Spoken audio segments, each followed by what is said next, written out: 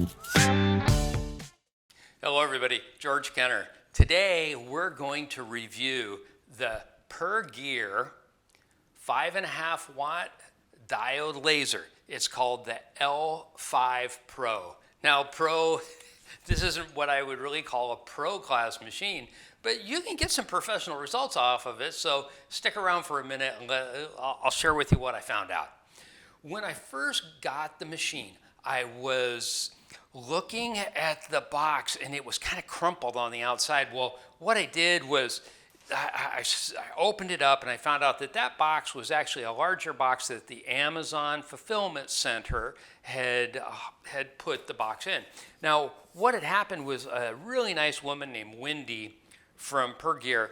She reached out to me and said, you know, George, I'd like to send you one of these lasers. There'll be no cost. You can say anything you want to about the laser. If you could just put it together and review it for your channel and your followers, you can have the machine. Well, I'm going to give this machine away. I already have another laser and it will perform and do some things that this particular machine won't. Plus, I want to keep it neutral for my audience. I don't want to keep something where it appears as though I'm paid or sponsored. Although there will be some links down in the description for where you could go buy this. It is about a $335 machine in the United States. But I'm going to put even some access to, I think, Canada and one other country that you can buy this from. So the box shows up from the fulfillment center and is crushed. Well, it was an outer box. This came packaged both in another box, and this is the box that the laser came in. It was in perfect condition. The outer box just scared me a little bit. The foam and everything to protect this, and you can tell by the look of it, everything showed up in fine condition. So on packaging, I'd probably give this about a 4.5. It came and it was fine. Now, after I got it out of the box, it was assembly time. Now, the instructions are not that bad, but I'm going to give those about a 3.5 star out of 5-star rating. There's actually one device or one portion of the device that is a limit switch. So when the gimbal goes back and forth, it will hit and stop. Well, there's one for the Y axis here, and there's one for the X axis here. The X axis I couldn't find the controller for, but with a little bit of experience, knowing that I was looking at a limit switch and what was there, I figured out where it went. I took the limit switch off, I stuck it in and screwed it back down.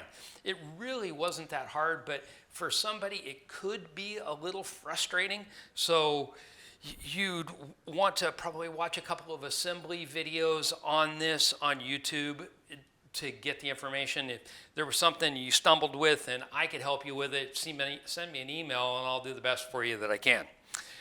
So I've got it all assembled. I had to get the drive mechanisms, and it's run on a belt with a gear through the stepper motors. Got that all done, got it all plugged in. I ran into a little bit of a problem with the safety switch. It needed to be unscrewed and then screwed back on, and then it lit off. It took me about 10 minutes to figure out what was going on with that. But I got it figured out, and off and away we went. This is the connection cable to go to your computer. It does have to run off of a computer. The operating system to manufacture your products is called Laser Gerbil. That's the way they pronounce it on YouTube. I watched some tutorials on it. It takes you about 35 or 40 minutes to watch a decent tutorial to figure it out, and then probably another couple hours to make sure that you're getting it all right.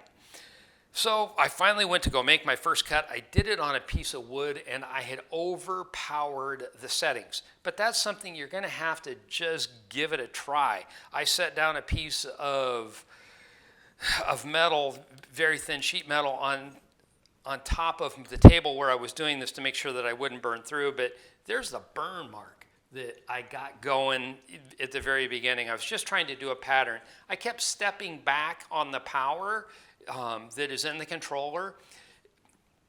It was on the computer, and finally got it down to about where I wanted to.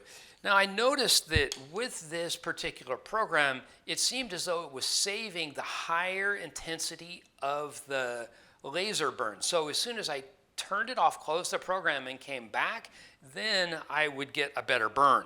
So I had experienced that with one of these coasters. I burned it on both sides. I just kept stepping it down, but the power stayed on. So I turned it off. And of course, I wanted to be able to get a decent product out of it. So what I did was I finally got to the point where I made a coaster that was out of a couple of patterns that, you know, I had done previously with my own, with another laser that I had, and it came out just absolutely, you know, twin or duplicate qualities to the laser engrave. Then I tried to take a slate coaster and engrave it. I don't think 5.5 watts is enough to do it. I think you'd need probably at least a 10-watt laser. Even with this cranked up all the way, with the laser moving very slowly, I couldn't even mar this surface. So was that me? I'm not really 100% sure, but if you want to buy a laser, you may want to check and literally see it performing, doing the job that you want. Like all other things, you want to buy the right machine for the job. If you know the product that you're going to make, great. Now, I saw one person as I was watching the other videos about this product on YouTube, and one of the gentlemen said that he knew of a company that had several of these, and they were running small production jobs, probably on something like making coasters. It is a hardy machine. I think it's really pretty well made, but you're sort of limited with only being able to do materials like this. You can't put a roller on and do a coffee cup or anything like that, at least as this one is assembled today. Now I'm going to give it to somebody else and see if we can maybe enhance this a little bit. It's my understanding that this industry pretty much works where these lasers are kind of like a light bulb. You can buy different ones. Somebody, knowing that they're going to get this for free, may step up and buy. I think you can buy some of these 10-watt lasers for about $150, and he may just exchange this. Because this operating system, the bars, the axes, and the stepper motors, really, they're satisfactory for this quality of build, in my opinion. Again, let's go back to the instructions. They're a little bit difficult. But when you go to assemble it, everything is labeled. So you know exactly what part you're supposed to have, but seeing exactly from the instructions how it screws together is a little difficult. It took me a while to figure out that there were these little metal brackets that would get put onto here just to hold the hose. It took me probably about 3.5 hours to put this together. Now, I'm slow and meticulous, and I don't want to mess something up, but that's the honest time that it took me. I'm trying to think of anything else that I could share with you about this. When I assembled when I finally went to power it up, the safety button was a little bit clogged. What I had to do was undo this. I unscrewed it, and then I screwed it back on. It worked perfectly and lit off the machine.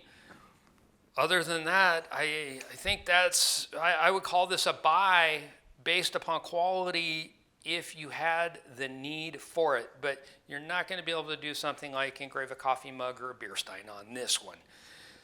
I wish you all the best. You have any questions, you're trying to assemble this, right at the end of the video, I'm going to take and put some pictures, some close-ups of this so that you can kind of see how I did this. So if you order one of them, you'll have a little bit better visual picture than what comes in the instructions.